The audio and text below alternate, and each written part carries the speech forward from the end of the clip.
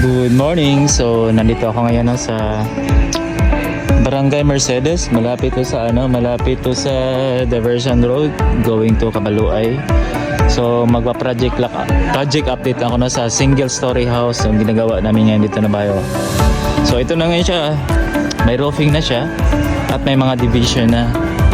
So, makita niyo talaga pagpasok ko talaga, ang laki talaga pala ng bahay. Tingnan niyo, may roofing na yan.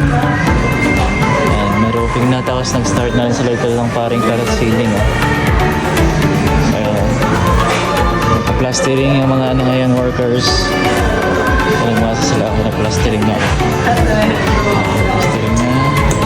Nakinapait dito yung parang living area and kitchen. Ang laki talaga ng dito, space from living area to kitchen. Ang laki ng space. So dito yung bedroom 1. So standard size na room.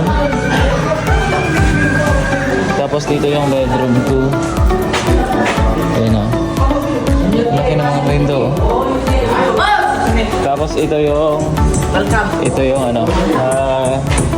common CR. Laki ng common CR dito.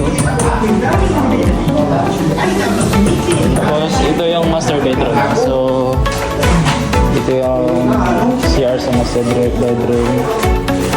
Tapos ito na yung room niya.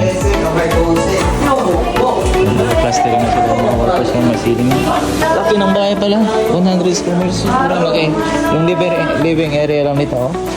Bawak. Lawak ang living area. Lawak ang living area. Tapos doon na CR. Ay, yung CR yung sa kitchen. Wow.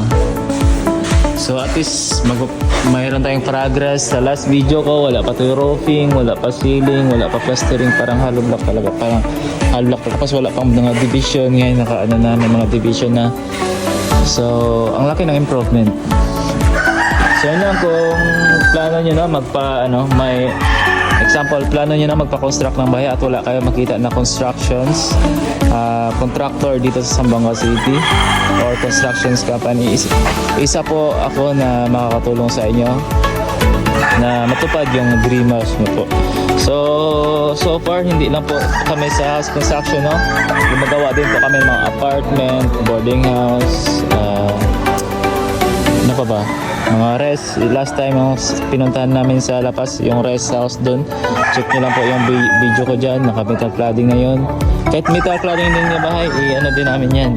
Isa din yan sa mga services namin. At saka yung mga room extension, painting works, fence, gate. So isa po yan sa mga services namin. Laki pa ng bahay, nakita nyo sa loob, sobrang laki. Napakalaki pala ng 100 square meter. Ang maluwag siya sa yung mga room parang standard size yung kadalasan, pero yung bungawi yung space dito sa sa living area and kitchen, napakaluwag. So yun lang. Message me for more information. Thank you for watching.